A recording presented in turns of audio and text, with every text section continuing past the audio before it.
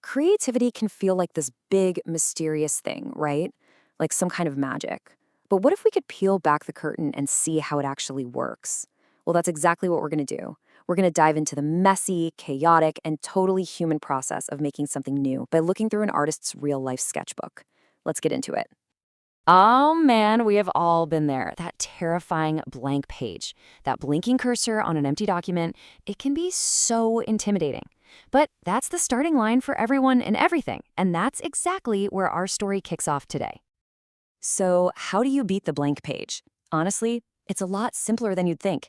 Every huge project, every great story, every piece of art, it all boils down to just one tiny thing: making that very first mark.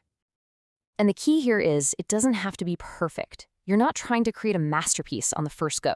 The whole point is just to get your hand moving. Something simple like draw a chair from memory. It's a low-stakes way to just break the ice and get the ball rolling. See? There's absolutely no pressure here. This isn't some final portrait for a gallery wall. It's just doodling, exploring shapes and faces. It's in these little unplanned sketches where the real seeds of big ideas get planted. It's all about just playing around with no destination in mind. And this is where the real fun starts, because the process can surprise you. You can almost hear the artist thinking, wait a second, that kind of looks like Homer Simpson. It wasn't the plan, but it's one of those happy accidents that proves the creative process is alive, and it'll lead you to some really cool and unexpected places. Okay, so you've got these little sparks, these happy accidents. What happens when they really start to catch fire? Well, they connect, they grow, and they turn into something way, way bigger. And bam, the floodgates just burst open. One minute, you're drawing a face, and the next, a whole world starts to take shape out of nowhere. Look at this. Desks for news, sports, weather, an entire environment is emerging from just a few lines. And inspiration can be completely random, right? One second you're designing a news set, the next you're sketching a little cartoon villain.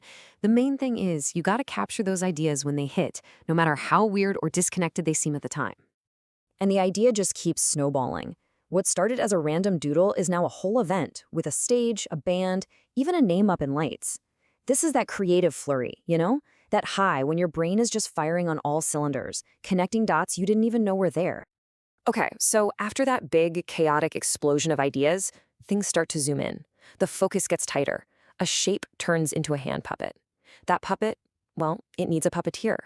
And then you see that little question, Kermit? That's the moment where the abstract starts to get really specific. But it's never that easy, is it? The creative journey is never just a straight line up. After that incredible rush, the friction sets in, the struggle. And oh boy, if you've ever tried to make anything, you know this feeling all too well. I mean, this sketch is so relatable, it almost hurts. Your brain just fills with noise. The ideas stop coming, and all you're left with is this static, this endless, frustrating loop of blah, blah, blah, all that momentum, poof, gone. And the more you try to fight it, the worse it gets. It starts to feel like this heavy weight that you just can't seem to lift. And here it is, the absolute low point. This isn't just a lack of ideas anymore. This is total creative burnout. The person is just done, drained, sitting on the floor. And that little note for the background music, Thundercats, them changes. Wow, that just says it all. You've officially hit the wall, hard. So what do? Do you just give up, pack it all in? Or you could do what this artist did. You give yourself permission to just start over. I love this idea. This isn't about failing, not at all. It's about recognizing that the path you're on just isn't working anymore. And that the smartest, most powerful thing you can do is find that reset button. And check this out. The artist kept coming back to this idea of a reset button. It shows up more than once. That tells you this isn't some last-ditch emergency plan. It's a fundamental tool that's meant to be used. It's part of the process itself. And the instructions couldn't be simpler. Step 1, press it. Make that conscious choice to let go of what's not working. Step 2, restart.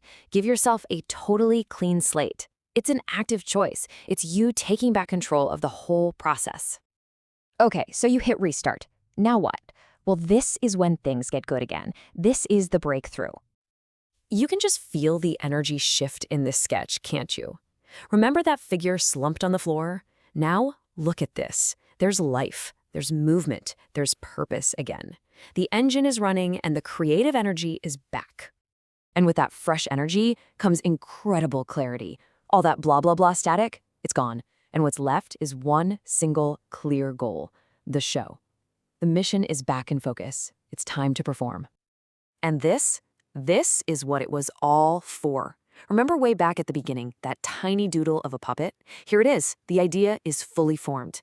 The puppeteers behind the curtain, in the spotlight, bringing their creation to life for an audience. From a blank page, through the chaos, the doubt, the burnout, and the reset, to this. That is the creative journey. So as you can see, the creative process is not a perfect straight line. It's a messy, beautiful human cycle of sparks, blocks, resets, and breakthroughs. The most important part is just having the courage to start and giving yourself the permission to start over when you need to. Your blank page is waiting.